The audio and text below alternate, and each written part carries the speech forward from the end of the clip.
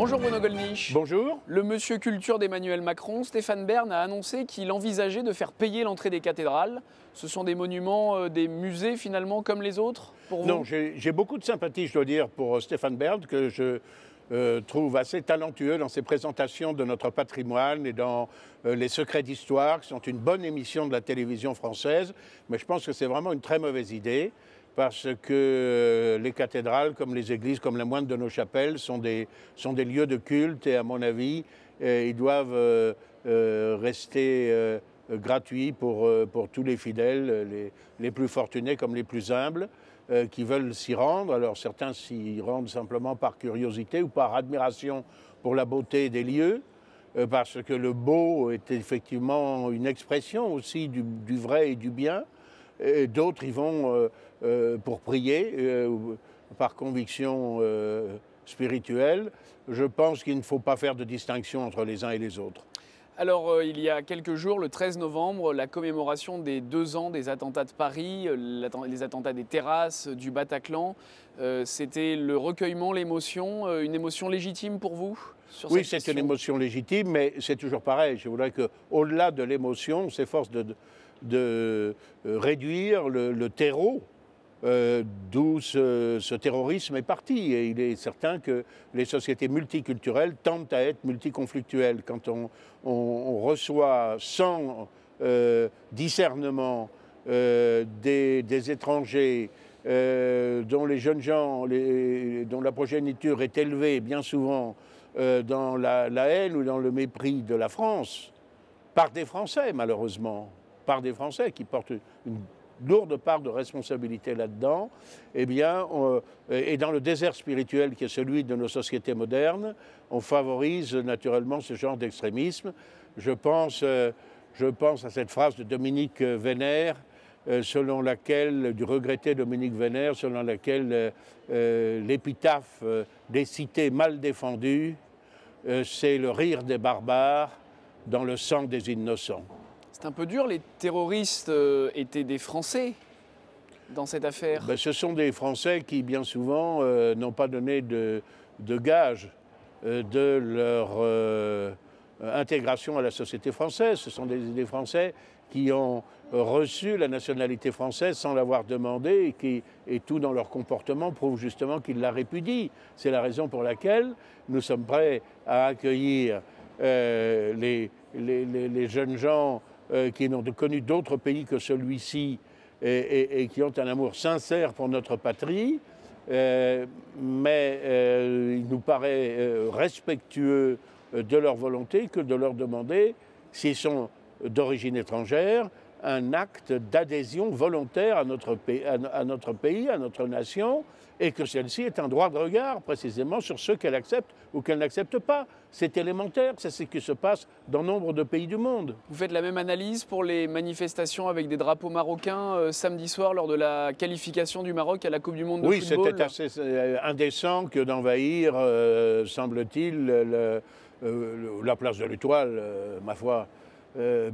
Mais en revanche, la tombe du soldat inconnu, si c'est bien le cas, moi je n'ai pas pu le discerner sur les vidéos, c'est tout à fait scandaleux, et plus scandaleux encore que de célébrer cela en mettant le feu à des voitures, naturellement. Ça aussi, c'est quand même quelque chose d'extrêmement inquiétant. Je ne confonds pas ces voyous avec l'ensemble des Marocains vivant en France, mais je pense que ceci aussi prouve le laxisme de nos sociétés et l'impossibilité apparente qu'ont les pouvoirs publics à séparer le bon grain de l'ivraie.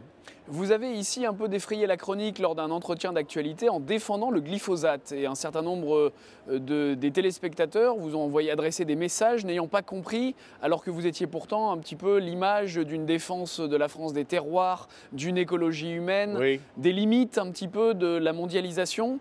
Oui, mais je ne suis pas un dogmatique, si vous voulez. Vous voulez parler du glyphosate, c'est le nom que l'on donne habituellement à l'isopropylamine de phosphométhyle, voilà, de glycine, oui. Bon, c'est un nom bien bien savants. Non, je ne suis pas favorable au glyphosate. Je reconnais qu'il y a peut-être potentiellement des dangers. Je reconnais qu'il semble que Monsanto, qui fabrique ce produit, est soudoyé ou corrompu, peut-être, des personnes qui étaient chargées de porter une analyse sur la dangerosité. Mais je disais simplement, ce qui est vrai, qu'il ne faut pas non plus abuser du principe de précaution. Il y a des dangers partout. Ça ne veut pas dire qu'il est illégitime de chercher à s'en protéger. Le diesel, par exemple, c'est très mauvais pour la santé. Est-ce que du jour au lendemain, on va envoyer à la casse toutes les voitures diesel? Non. On a découvert que le diesel émettait des particules. On s'est efforcé, premièrement, de les réduire. Deuxièmement, on augmente les prix du gasoil, etc. On prend un certain nombre de mesures progressives. Il faut concerter la transition. Oui, bien sûr. Et c'est respecter les agriculteurs. Et moi, ce que j'aimerais bien quand même, c'est que nos chercheurs se mettent aussi à trouver des produits qui soient précisément moins nocifs, mais qui parviennent au même résultat. Parce que quand je lis, par exemple, que pour détruire les mauvaises herbes, il suffit de retourner la terre, c'est une plaisanterie. Chacun, ce sont des gens ceux qui disent ça, manifestement, n'ont jamais bêché un jardin ou labouré un champ. Sinon, ils sauraient qu'au contraire, le fait de disséminer partout des morceaux de plantes et de racines favorise la dissémination. Et je parlais tout à l'heure, à propos d'immigration, de séparer le bon grain de l'ivraie. C'est vieux comme le monde, en tout cas c'est vieux comme l'Évangile. Alors là, on a un certain nombre de produits qui sont ceux qui nous permettent quand même de nous nourrir. Je suis contre le glyphosate dans la mesure où il est dangereux. Je suis contre le fait que la Commission propose un délai de 10 ans pour supprimer ce produit. J'étais favorable à la réduction de ce délai et j'espère que très rapidement la recherche agronomique ou chimique ou autre, biologique, va trouver un produit de substitution moins dangereux, mais j'attire l'attention sur le fait qu'il y a des produits tout aussi dangereux que le glyphosate et qui ne sont pas touchés du tout par la campagne actuelle. Alors vous avez une constance au Parlement européen, vous avez encore joué le trublion et vous avez plus ou moins défendu le leader catalan. Vous soutenez en fait les indépendantistes en Catalogne. Vous avez protesté contre le mandat d'arrêt européen. Oui, mais c'était un peu plus nuancé que cela, là encore. Je suis, et je l'ai dit, résolument opposé à l'indépendance de la Catalogne. Je suis très attristé par cette tendance à l'indépendance de la Catalogne. Elle me paraît avoir été favorisée par l'extrême gauche. Elle porte atteinte à l'unité de l'Espagne, qui est une nation dont l'unité nous est chère. Je crois en plus que, contrairement à ce qui est prétendu, ce n'est pas le vœu de la majorité des Catalans. Si c'était le vœu de la majorité des Catalans, il serait difficile, je pense, de les retenir contre leur gré, malheureusement. Bon. Mais je suis quand même assez indigné de la dérive des législations européennes que je pressentais. C'est la raison pour laquelle nous étions contre le mandat d'arrêt européen, avec Philippe de Villiers, avec plusieurs autres. Je vous rappelle que ce mandat d'arrêt européen était contraire à la Constitution, que comme il était contraire à la Constitution, ça n'a pas arrêté Chirac, Mitterrand, etc. Ils ont changé la Constitution par la voie parlementaire, au Congrès de Versailles. Et évidemment, ce genre de législation s'est fait toujours sous le prétexte de s'en prendre au blanchiment d'argent, au crime organisé, au terrorisme, de renforcer la sécurité, etc. On s'aperçoit à cette occasion-là que ça joue contre un homme dont on peut critiquer l'action, je critique son action, mais qui est indiscutablement un réfugié politique. Monsieur Puigdemont, que je sache pour le moment, il n'a pas de sang sur les mains. Il n'est pas un criminel de droit commun. Il est un homme qui est poursuivi par les autorités espagnoles. C'est le droit des autorités espagnoles de le poursuivre, mais quand il est réfugié en Belgique, il me semble qu'il a le droit de prétendre à l'asile politique. On est quand même dans une situation extraordinaire. Le monde entier a droit à l'asile politique en Europe. Sauf On les vient Européens. de Somalie, on vient du Soudan, on vient de partout. Savez-vous que la première communauté d'exilés politiques en France, c'est les Soudanais, alors que le Soudan n'a jamais été un territoire français. Bon, le monde entier a le droit à l'asile politique en Europe, sauf les Européens. Si le mandat d'arrêt européen avait existé à l'époque, eh bien, aurait-on dû expulser les républicains espagnols qu'aurait pu réclamer le gouvernement du général Franco, ou bien les partisans de l'Algérie française qui ont trouvé refuge et qui étaient pourchassés par le pouvoir gaulliste, ont trouvé refuge en Espagne, ils ont trouvé refuge en Belgique, ils ont trouvé refuge en Italie. Ce serait aujourd'hui impossible. Alors moi, j'estime qu'il y a un certain nombre de droits, comme la liberté d'opinion, la liberté d'expression et la liberté, je dirais, d'aller se cacher dans un pays étranger, qui existent, y compris pour les gens qui ne pensent pas comme moi. Ce sont les mêmes dérives que vous pointez du doigt quand des mesures sont prises à l'encontre de la Pologne ou de Malte, pas pour les mêmes raisons, mais vous trouvez, et vous avez parlé d'Union soviétique d'Europe, on n'a pas trop compris. Oui, c'est le célèbre mot du dissident russe Boukhovski, qui a dit « ce que j'ai vécu », c'est-à-dire l'Union soviétique, mon passé, c'est votre futur. C'était quand même extrêmement sévère à l'égard de l'Union soviétique européenne. Alors là, il y a eu un débat, pour une fois un débat où l'on a stigmatisé, c'est vrai, cette monstrueuse idéologie communiste qui a été l'idéologie totalitaire, qui a été la plus criminelle, la plus assassine dans l'histoire de l'humanité. Bon. Et dont on commémore, si j'ose dire, les 100 ans de dictature qui n'est pas éradiquée partout, tant s'en faut. Et on essaie, en quelque sorte, d'en faire porter le chapeau au populisme.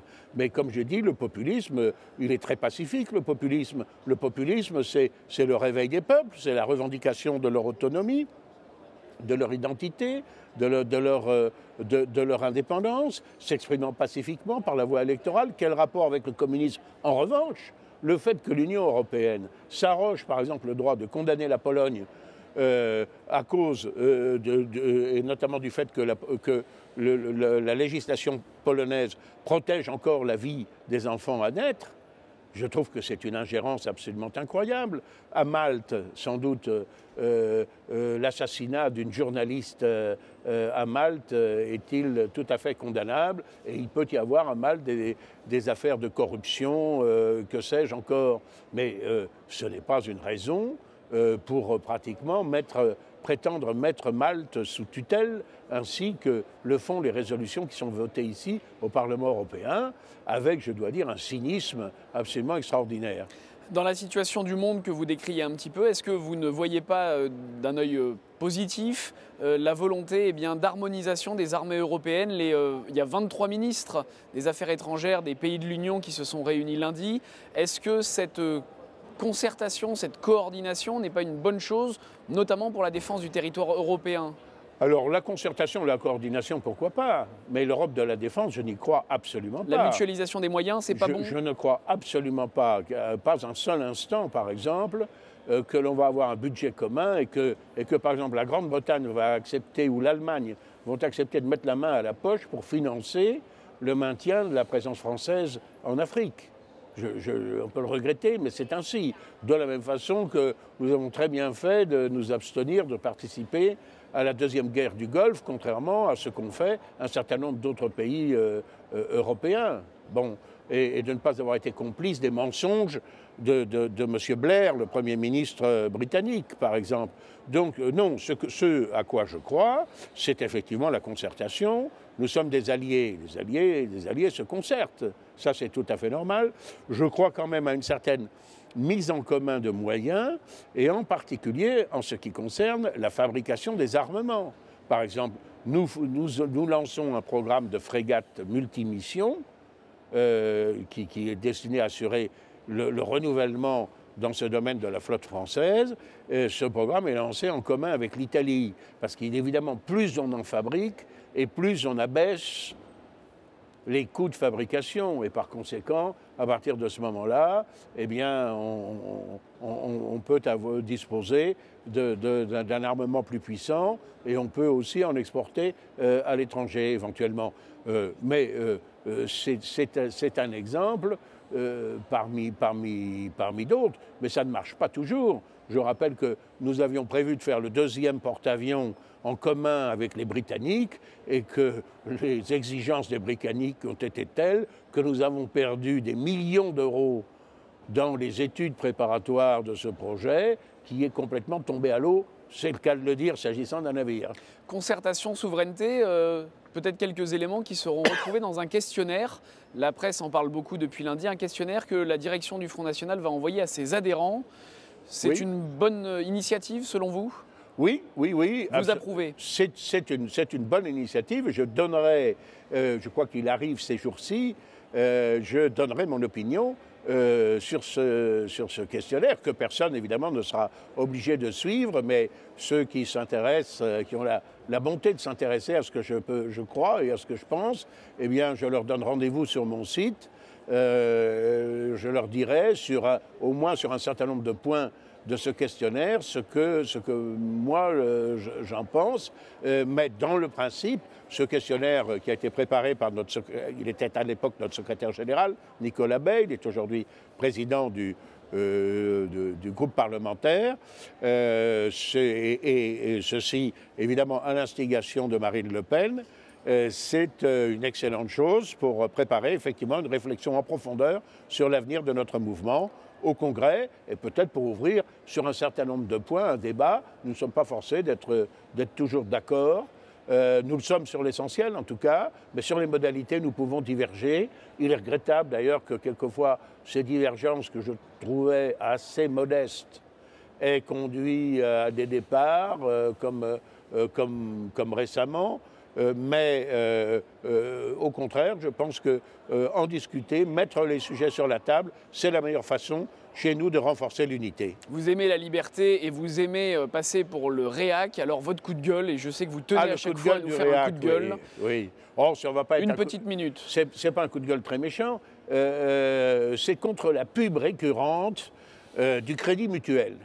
Le Crédit Mutuel nous inflige à la télévision une publicité dans laquelle il y a passez-moi l'expression, un vieux con, qui est le père de famille, qui n'a pas compris à quel point c'était tout à fait extraordinaire que d'être client d'une banque qui était possédée précisément par ses clients eux-mêmes. Voilà, parce que c'est une banque coopérative, comme le sont d'autres, que ce Crédit Mutuel. Alors, successivement, la fille, le fils, le petit ami, je crois d'origine espagnole de la fille, viennent dire que vraiment qu'il n'a rien compris. Et lui, c'est vraiment le présenter comme le débile, comme le vieux schnock absolument rétif, à tout expliquer. Même son chien, je crois, dans une des phases de cette publicité, l'accable.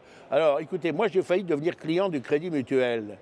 Et d'abord, on m'a demandé toutes sortes de choses, ma déclaration d'impôt, je venais apporter de l'argent. Je considère que les banquiers sont les dépositaires de mon argent, ce ne sont pas mes tuteurs. Hein. Bon.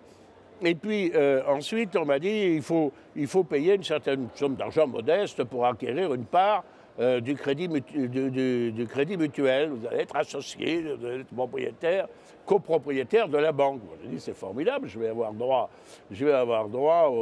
à participer aux assemblées générales et aussi à la distribution des bénéfices. Ah non, non, non, monsieur, parce que les parts qui sont données aux clients, qui sont vendues aux clients, ce ne sont pas des parts qui donnent droit à la participation aux bénéfices. Il y a plusieurs actions. Il y a les actions A, il y a les actions B, etc.